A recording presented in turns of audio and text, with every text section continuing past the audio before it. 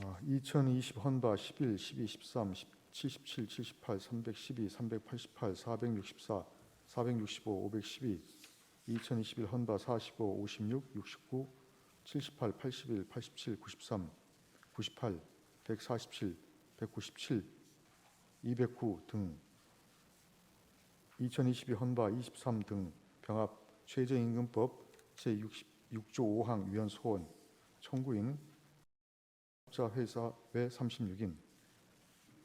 이 사건은 택시 운전 근로자의 임금 중 최저임금에 산입되는 범위에서 생산고에 따른 임금을 제한 최저임금법 조항에 관한 것입니다.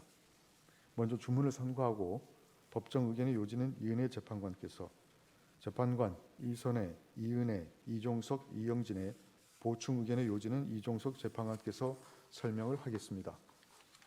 주문. 최저임금법 제6조 제5항 중 생산고에 따른 임금을 제한 부분은 헌법에 위반되지 아니한다. 법정 의견의 요지를 말씀드립니다. 심판 대상 조항은 대중교통의 중요한 역할을 담당하고 있음에도 대표적인 저임금, 장시간 근로업종에 해당하는 택시 운전 근로자들의 임금의 불안정성을 일부나마 해소하여 생활 안정을 보장한다는 사회정책적 배려를 위하여 제정된 규정으로서 그 입법 목적이 정당합니다.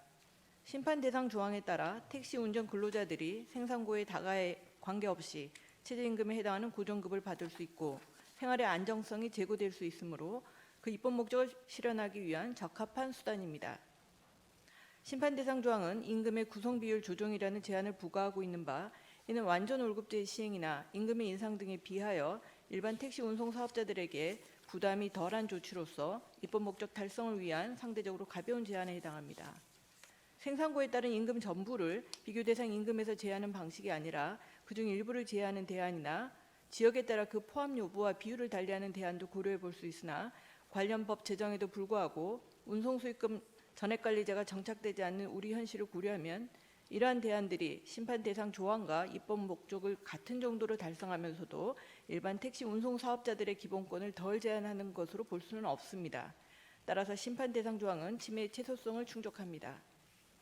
심판 대상 조항이 달성하려는 공익은 택시 운전 근로자들의 임금에 일부나마 안정성을 부여하여 인간다운 생활을 보장하고 헌법에서 국가에게 명한 근로자의 적정 임금의 보장을 이행하는 것으로서 중대한 공익에 해당합니다.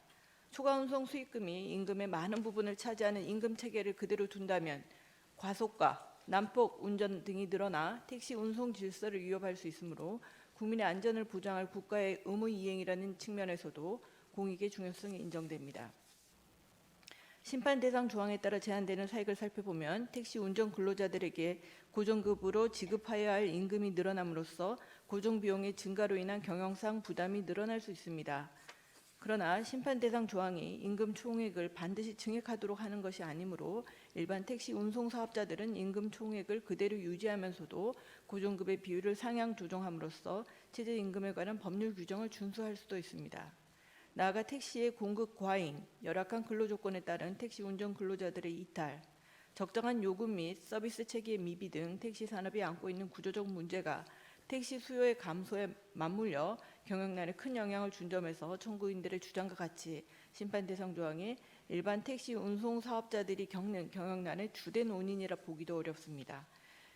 결국 이와 같은 사정을 모두 종합하면 심판 대상 조항을 통해 일반 택시 운송 사업자들의 계약의 자유와 직업의 자유를 다소간 제한하는 것을 감수하고서라도 택시 운전 근로자들의 생활 안정 및 국민의 교통 안전을 확보하고자 한 입법자의 판단이 공익과 사익 사이의 비례관계를 명백하게 벗어났다고 볼 수는 없습니다.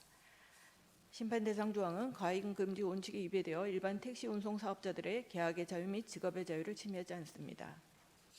헌법재판소는 심판 대상 조항에 관한 두 차례 선행 결정에서 택시 운송 사업의 강한 공공성, 택시 운전 근로자들의 특수한 임금 체계 등을 고려할 때 택시 운전 근로자들에 관하여만 생활 안정을 위해 심판 대상 조항을 규율한 것에는 차별의 합리적인 이유가 있다고 보아 일반 택시 운송 사업자들의 평등권을 침해하지 않는다고 판단하였습니다.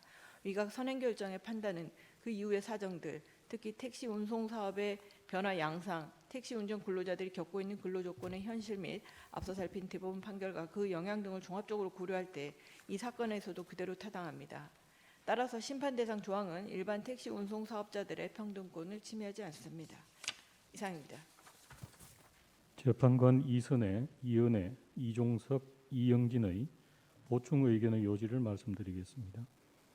우리는 심판 대상 조항이 헌법에 위반되지 않는다는 법정 의견에 동의하지만 운송 수익금의 전액 관리제의 정착에 발맞춰 심판 대상 조항과 같은 특례 조항은 궁극적으로는 폐지되는 것이 타당하다는 점도 함께 밝혀두고자 합니다.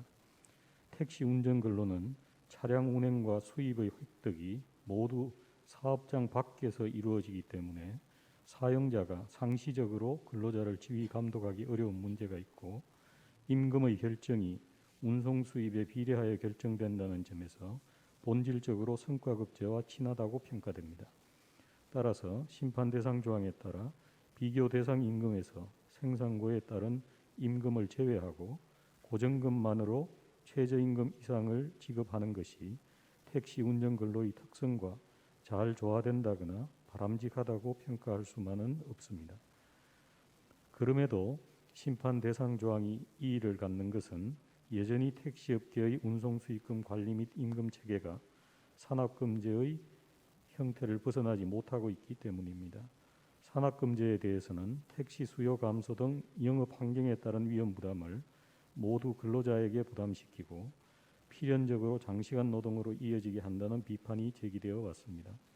실제로 지난 20여 년 동안 이어진 택시 운송 사업의 위기가 1차적으로 택시 운전 근로자들의 저임금, 장기간 근로로 메워져 왔고 그 한가운데 산업금제가 자리 잡고 있음을 부인하기는 어렵습니다.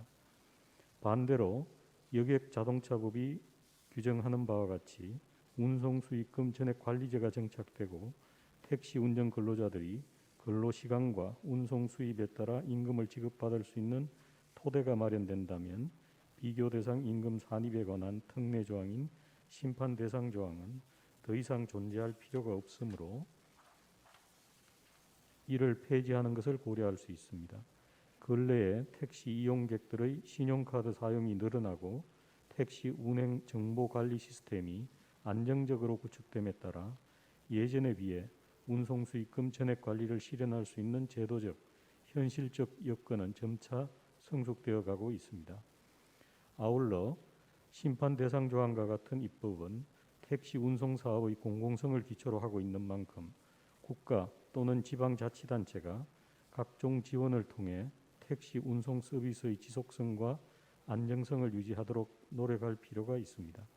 택시 요금 체계의 현실화와 유연화, 택시 공급의 과잉 문제를 해결하기 위한 적극적인 지원과 더불어 운송 수익금 전액 관리제 정착을 위한 인센티브 등 오늘날 택시 산업이 겪고 있는 어려움을 해결할 실질적인 정책과 입법의 개선도 함께 이루어져야 할 것입니다.